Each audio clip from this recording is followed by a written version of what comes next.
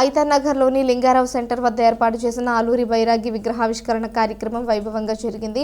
ఆయన శత జయంతి సందర్భంగా జరిగిన ఈ కార్యక్రమంలో ఎమ్మెల్సీ ఆలపాటి రాజేంద్ర ప్రసాద్ ముఖ్య అతిథిగా పాల్గొని బైరాగి విగ్రహాన్ని ఆవిష్కరించారు. ఈ సందర్భంగా ఆయన మాట్లాడుతూ రచయితగా, సాహితీవేత్తగా, మానవతావాదిగా ఆలూరి బైరాగి దేశంలోనే ఒక ప్రత్యేక రచయితగా గుర్తింపబడ్డారని చెప్పారు. అటువంటి బైరాగి విగ్రహాన్ని ఆవిష్కరించుకోవడం ఎంతో సంతోషంగా ఉందని చెబుతూ సాహితీ మూర్తులకు, కవులకు, తెలుగు ప్రజలకు, తెనాలి ప్రజలకు చిరస్మరణీయుడు అని ఆయన పేర్కొన్నారు.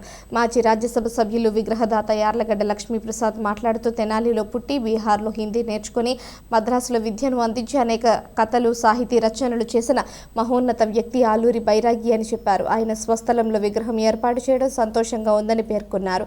మహిళా కమిషన్ మాజీ చైర్పర్సన్ నన్నపనేని రాజకుమారి మాట్లాడుతూ ఆలూరి బైరాగి కథ రచనలు, ఆయన కవితా విధానం భావితరాలకు తెలిసే విధంగా విగ్రహం ఏర్పాటు చేయాలని కోరడం జరిగిందని, దానికి యార్లగడ్డ లక్ష్మీప్రసాద్ విగ్రహదాత అయ్యారని ఆమె పేర్కొన్నారు.